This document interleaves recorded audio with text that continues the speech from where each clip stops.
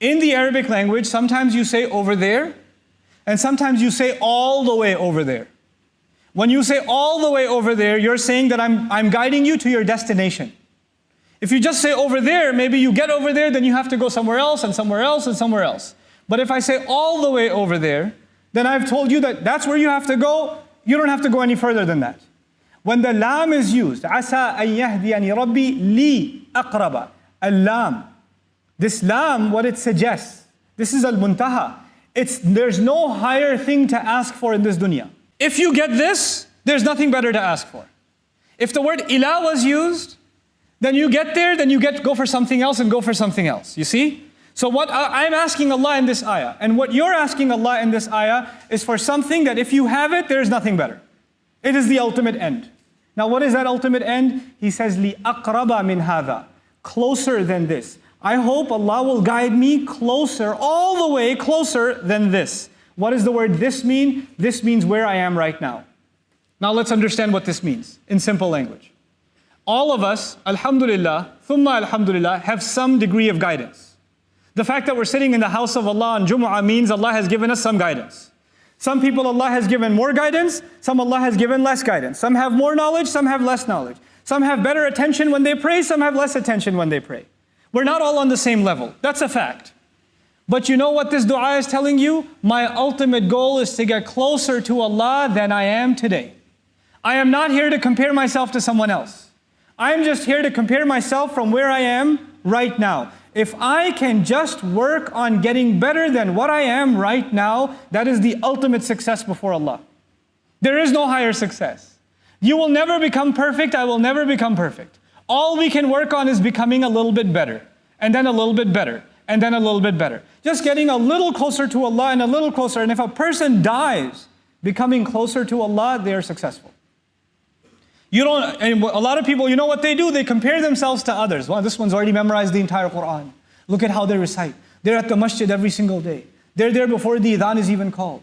They're worshiping Allah so much more. They're so much more knowledgeable. They have so much more. They know Arabic. They know tafsir. They know this. They know that. Or they dress better as Muslims than I do.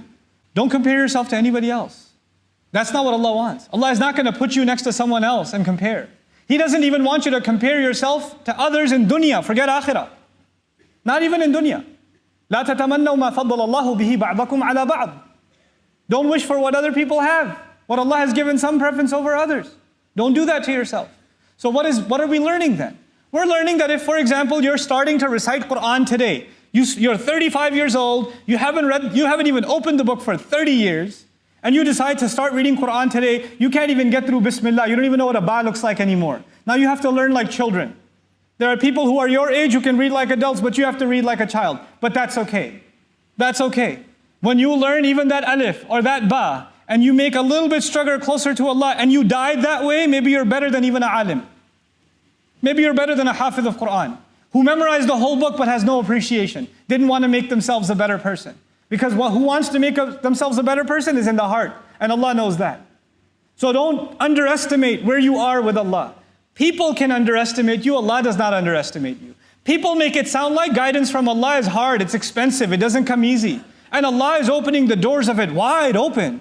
He's just asking for you and me to embrace it and say, Ya Allah, guide me. Bring me a little closer to yourself. لِأَقْرَبَ مِنْ هَذَا رَشَدًا. In terms of uprightness, in terms of guidance. The last word of this ayah, رَشَدًا, actually acknowledges that the fact that you're making this dua means that you're already on some guidance. That you shouldn't say that I'm misguided.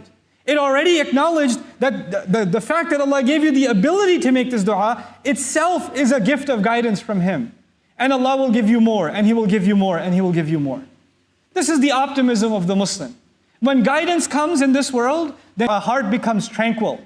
أَلَا بِذِكْرِ اللَّهِ تَطْمَئِنَّ الْقُلُوبِ. And this is what I want to conclude with. When a heart becomes tranquil, when a heart becomes at peace, then the people around that person, they're also, the peace is infectious. That iman is infectious.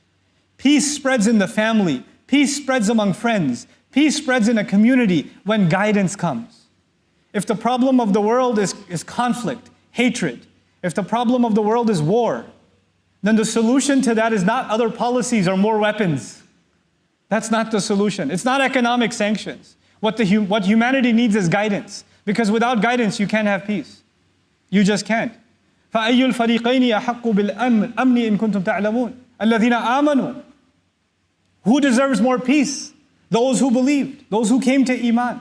This is what we're asking Allah Azza wa Jal. When you and I make dua for peace in the world, for peace in the Muslim lands, for peace for those who are oppressed, when we make those du'as, then we're actually directly asking Allah to increase us and the world around us in guidance. May Allah Azza wa Jal increase all of us in guidance and make us of those who are positive about their future, their own future, the future of their children, the future of this ummah, and the future of the world over. This entire world, we have to be concerned for it. Not just our own ummah, the entire world. We are the millah of Ibrahim alayhi salam. Ibrahim alayhi salam used to be concerned for all of humanity. That is the legacy that we've inherited.